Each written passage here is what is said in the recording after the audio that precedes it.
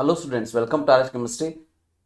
So ನಿನ್ನೆ ರಾತ್ರಿ neat UG 2023 ರಿಸಲ್ಟನ್ನು ರಿಲೀಸ್ ಮಾಡಿದ್ದಾರೆ, ಹೌದಾ?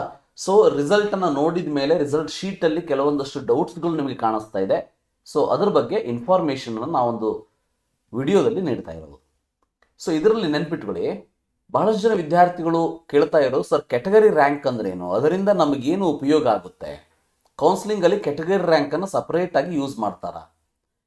ಅದರಲ್ಲೂ ಬಹಳಷ್ಟು ಜನ ವಿದ್ಯಾರ್ಥಿಗಳು ಕ್ಯಾಟಗರಿ ರ್ಯಾಂಕ್ ಸ್ವಲ್ಪ ಕಡಿಮೆ ಬಂದಿದೆ, ಅಂದರೆ ಚೆನ್ನಾಗಿ ಬಂದಿದೆ ಸರ್, ನನಗೆ ಸೀಟ್ ಸಿಗುತ್ತಾ, ಈ ರೀತಿ ಕೇಳ್ತಾ ಇದ್ದಾರೆ.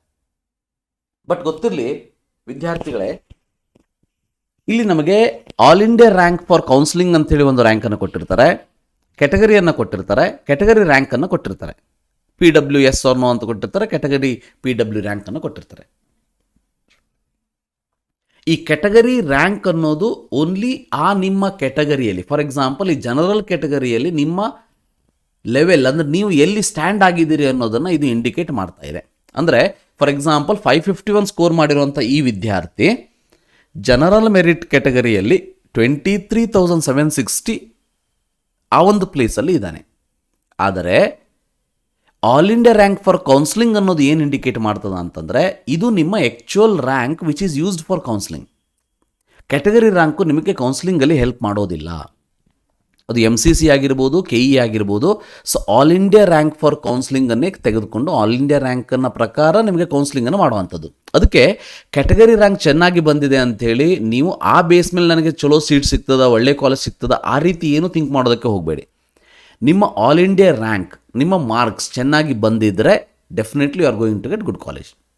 So all India rank counselling and category ರ್ಯಾಂಕಿಗೆ ಇರುವಂಥ ಡಿಫ್ರೆನ್ಸ್ ಏನಂದರೆ, ಈ ಆಲ್ ಇಂಡಿಯಾ ರ್ಯಾಂಕಲ್ಲಿ ಓವರಾಲ್ ವಿದ್ಯಾರ್ಥಿಗಳು ಏನು ಸ್ಟೂಡೆಂಟ್ಸ್ಗಳು ಎಕ್ಸಾಮನ್ನು ಬರೆದಿದ್ದಾರೆ ಅದರಲ್ಲಿ ನಿಮ್ಮ ಸ್ಟ್ಯಾಂಡಿಂಗ್ಸ್ ಏನು, ಕ್ಯಾಟಗರಿ ರ್ಯಾಂಕಲ್ಲಿ ನಿಮ್ಮ ಕ್ಯಾಟಗರಿಯಲ್ಲಿ ಎಲ್ಲಿ ಸ್ಟ್ಯಾಂಡಿಂಗ್, ಇವೆರಡರಲ್ಲಿ ಯಾವುದು ನನ್ನ ಕೌನ್ಸಿಲಿಂಗಲ್ಲಿ ಹೆಲ್ಪ್ ಆಗ್ತದೆ ಅಂತಂದರೆ ಓನ್ಲಿ ಆಲ್ ಇಂಡಿಯಾ ರ್ಯಾಂಕ್. ನಿಮಗೆ ವಿತ್ ಪ್ರೂಫನ್ನು ತೋರಿಸ್ತೀನಿ.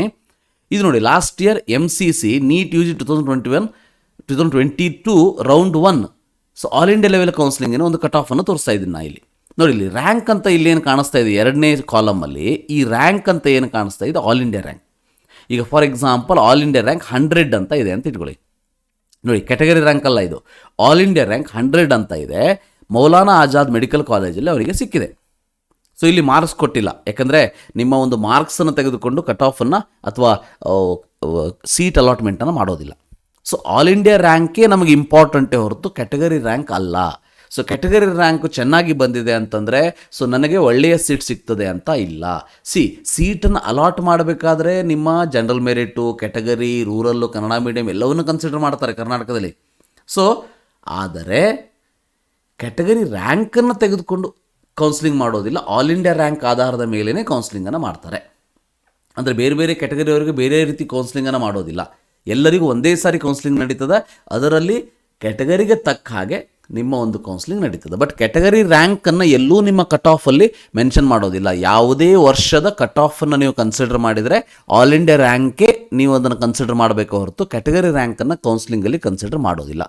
I hope it is clear. Thank you for watching. Have a nice day.